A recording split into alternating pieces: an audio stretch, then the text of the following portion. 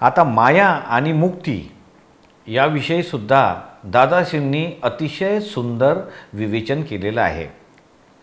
मायेच्या डोक्यावर शिंगे, लांब 9 हात, पुढे मारते शिंग आणि मागे मारते लाथ। माया काय म्हणते की माझा मान नावाचा मुलगा जोपर्यंत जिवंत आहे तोपर्यंत तुम्ही माझ्या सर्व मुलांना माराल तरी पण ती परत सजीव होतील। क्रोध, मान, माया, लोभ, राग, द्वेष अशी 6 मुलं आहेत माझी, माया म्हणते, आणि 7वी मी माया। आणि या सर्व 6 मुलं आणि माया यांनी जगामध्ये भांडण लावून दिलं आहे। तुम्हाला जर ॲटम बॉम्ब टाकायचा असेल ना तर हिच्यावर टाका, भांडण हीच करवते, संसारामध्ये हीच गुरफटून टाकते। हिच्या 6 मुलामध्ये क्रोध हा अतिशय भोळा आहे, ताबडतोब ओकून टाकतो, याला सर्व लोक ओळखतात। मान पण चांगला आहे परंतु तो क्रोधापेक्षा कमी दर्जाचा आहे। कोणी म्हणेल की अरे तू काय छाती पुढे काढून फिरतोस, हा झाला मान।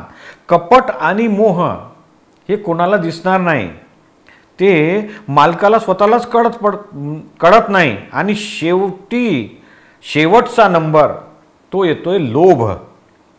कपट आणि लोभ आणि मोह यांच्यामुळे तर परमेश्वर सुद्धा कंटाळतो, लवकर मोक्षास जाऊ देत नाहीत। ही तर मायेची जबरदस्त वंशावळी आहे। शेवटच्या घटकेपर्यंत मायेला जिंकू शकणार नाही अशी आहे। आता क्रमिक मार्गामध्ये परमेश्वर पद समोर हार तुरा घेऊन आले तर माया आड येऊन ईश्वर पद घेऊ देत नाही।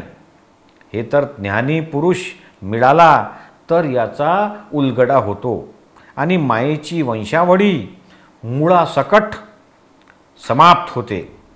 दादाश्री म्हणतात की आम्ही दुसरं काही करत नाही, आम्ही काय करतो, अहंकार नावाचा जो हिचा सर्वात मोठा मुलगा आहे त्याला मुळापासून उकरून टाकतो, मारून टाकतो। मग दुसरी 5 मुलं आणि हे माया नावाची म्हातारी हे सगळेच मरून जातात। अशा तऱ्हेने सुटका होते आणि आपण मुक्त होतो।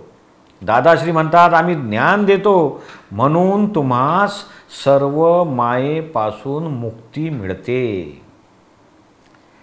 पुढे दादाश्री सांगतात की या जगामध्ये 3 प्रकारचे सुख आहेत। पहिलं आहे इंद्रिय सुख, दुसरं निरिंद्रिय सुख आणि तिसरं अतींद्रिय सुख।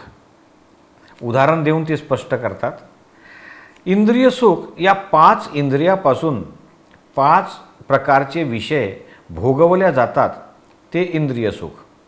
इंद्रिय सुखाची डहाळी मोडून टाकली आणि अतींद्रिय सुख हातात आलं नाही तर हा मध्ये लटकला ना, तर ते निरिंद्रिय सुख म्हणजे गद्धे पंचविशी। आणि अतींद्रिय सुख हे फक्त स्वतःच्या आत्म्याचे अनंत सुख, आत्म्यास ओळखल्याशिवाय हे निर्माणच होणार नाही। उदाहरणादाखल रात्री कडकडीत थंडी होती। एका गावामध्ये धर्मशाळेत एक इंद्रिय सुख भोगणारा, एक निरिंद्रिय सुख भोगणारा आणि एक अतींद्रिय सुख भोगणारा असं 3 जण तिथं राहायला आले। त्या रात्री बर्फ पडला, तिघांच्याकडे पांघरण्यास काही नाही, अंथरूण नव्हता। त्या तिघांची रात्र कशी गेली माहीत आहे का? इंद्रिय सुखवाला 5-5 मिनिटांनी मोठमोठ्याने बोलत होता, अरे बापरे मेलो, काय थंडी आहे, या थंडीनं तर मारलं। दुसऱ्या दिवशी सकाळी तो खरोखरच मरून गेला। निरिंद्रिय सुखवाला थोड्या थोड्या वेळाने बोलत होता, अरे बाप रे ही थंडी खूप आहे पण मला कुठं लागते, ही थंडी तर शरीराला लागते। अशा तऱ्हेने अहंकार करून सर्व रात्र काढली आणि सकाळी बघितले तर सर्व शरीर थंड पडले होते, परंतु श्वास हळूहळू थोडा थोडा चालू होता। आता अतींद्रिय सुखवाला हा तर बाहेर जेव्हा बर्फ पडू लागला तर तो स्वतःच्या ज्ञानाच्या गुफेमध्ये जाऊन बसला.